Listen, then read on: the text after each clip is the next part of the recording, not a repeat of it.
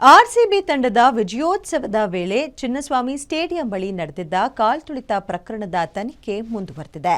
ಇನ್ನು ಕೇಸ್ನಲ್ಲಿ ಅರೆಸ್ಟ್ ಆಗಿರುವ ಆರ್ಸಿಬಿ ಮಾರ್ಕೆಟಿಂಗ್ ಹೆಡ್ ನಿಖಿಲ್ ಸೋಸ್ಲೆಗೆ ಮತ್ತೆ ಭಯ ಶುರುವಾಗಿದೆ. ಕೋರ್ಟ್ನಲ್ಲಿ ನಡೆದ ವಾದ ಪ್ರತಿವಾದ ಹೇಗಿತ್ತು ಆ ಕುರಿತಾದಂತಹ ರಿಪೋರ್ಟ್ ನಿಮ್ಮ ಮುಂದೆ.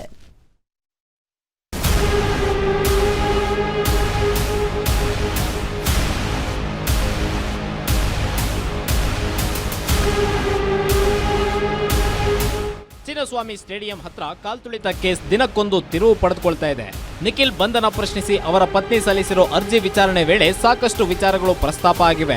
ಇವತ್ತು ಕೂಡ ಹೈಕೋರ್ಟ್ನಲ್ಲಿ ಅರ್ಜಿ ವಿಚಾರಣೆ ನಡೆದಿದ್ದು ಸಿಸಿಬಿ ಪೊಲೀಸರು ಅಕ್ರಮವಾಗಿ ಬಂಧಿಸಿದ್ದಾರೆ ಅಂತ ವಾದ ಮಂಡಿಸಿದ್ದ ಸಂದೇಶ್ ಚೌಟಾ ಅವರ ವಾದಕ್ಕೆ ಎಜಿ ಶಶಿಕಿರಣ್ ಶೆಟ್ಟಿ ಪಾಯಿಂಟ್ಸ್ಗಳ ಸಮೇತ ಪ್ರತಿವಾದ ಮಾಡಿ ಸಿಸಿಬಿ ಅಧಿಕಾರಿಗಳು ನಿಖಿಲ್ ರನ್ನ ಅಕ್ರಮವಾಗಿ ಅರೆಸ್ಟ್ ಮಾಡಲಾಗಿದೆ ಅನ್ನೋ ಆರೋಪಕ್ಕೆ ಉತ್ತರ ಕೊಟ್ಟ ಎಜಿ ಶಶಿಕಿರಣ್ ಶೆಟ್ಟಿ ಅಸಲಿಗೆ ಇಲ್ಲಿ ಸಿಸಿಬಿ ಪೊಲೀಸರು ಅರೆಸ್ಟೇ ಮಾಡಿಲ್ಲ ಎಂದ್ರು. ಕಮಿಷನರ್ ಸೇರಿ 4ರನ್ನ ಅಮಾನತು ಮಾಡಲಾಗಿತ್ತು. ಕೇಂದ್ರ ವಿಭಾಗದ ಡಿಸಿಪಿ ಶೇಖರ್ ಅಮಾನತು ಹಿನ್ನೆಲೆ ಕೇಂದ್ರ ವಿಭಾಗದ ಹೆಚ್ಚುವರಿ ಹುದ್ದೆಯನ್ನ ಕ್ರೈಮ್ ಡಿಸಿಪಿ ಅಜಯ್ ಅಕಾಯ್ಗೆ ವಹಿಸಲಾಗಿತ್ತು. ಸಿಐಡಿ ಪ್ರಕರಣ ವರ್ಗಾವಣೆಗೆ ಸಿಎಂ ಆದೇಶ ನೀಡಿದ್ರೂ ಅಧಿಕೃತವಾಗಿ ಇನ್ನೂ ವರ್ಗಾವಣೆ ಆಗಿರಲಿಲ್ಲ. ಇನ್ನು ಜೂನ್ 5ರ ರಾತ್ರಿ 11 ಗಂಟೆ ಸುಮಾರಿಗೆ ಮುಂಬೈಗೆ ಟಿಕೆಟ್ ಬುಕ್ ಮಾಡಿದ್ದ ನಿಖಿಲ್ ಸೋಸಲೆ ರಾಜ್ಯ ಬಿಟ್ಟು ಬೇರೆ ದೇಶಕ್ಕೆ ಎಸ್ಕೇಪ್ ಆಗ್ತಿದ್ದ.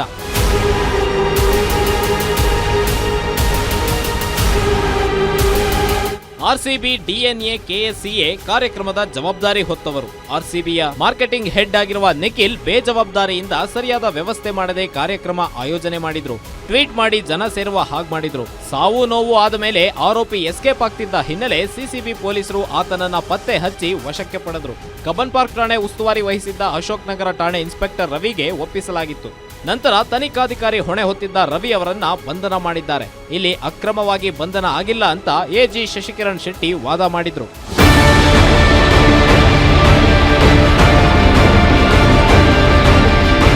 ಇನ್ನು ಎಜಿ ಅವರ ವಾದಕ್ಕೆ ನಿಖಿಲ್ ಪರ ಪ್ರತಿವಾದ ಮುಂದುವರೆಸಿದ ಹಿರಿಯ ವಕೀಲ ಸಂದೇಶ್ ಚೌಟಾ ಅರೆಸ್ಟ್ ಮಾಡಿರುವ ಸಮಯ ಉಲ್ಲೇಖದ ಬಗ್ಗೆ ಪ್ರಸ್ತಾಪ ಮಾಡಿದ್ರು. ಡಿಕೆ ಬಸ್ ಪ್ರಕರಣ ಉಲ್ಲೇಖಿಸಿ ಸಿಆರ್ಪಿಸಿ 41 ಅಡಿ ಯಾವುದೇ ವ್ಯಕ್ತಿಯನ್ನ ಬಂಧಿಸಿದ್ರೆ ಸೂಕ್ತ ಕಾರಣದೊಂದಿಗೆ ಅರೆಸ್ಟ್ ಮಾಡಿರುವ ಸಮಯವನ್ನ ಲಿಖಿತ ರೂಪದಲ್ಲಿ ದಾಖಲಿಸಬೇಕು. ಆದ್ರೆ ಈ ಪ್ರಕರಣದಲ್ಲಿ ಅರೆಸ್ಟ್ ಮಾಡಿರುವ ಸಮಯವನ್ನ ಉಲ್ಲೇಖ ಮಾಡಿಲ್ಲ. ವಶಕ್ಕೆ ಪಡೆದ 10 ಗಂಟೆಗಳ ನಂತರ ಅರೆಸ್ಟ್ ತೋರಿಸಲಾಗಿದೆ ಅಂತ ಪ್ರತಿವಾದ ಮಾಡಿದ್ರು.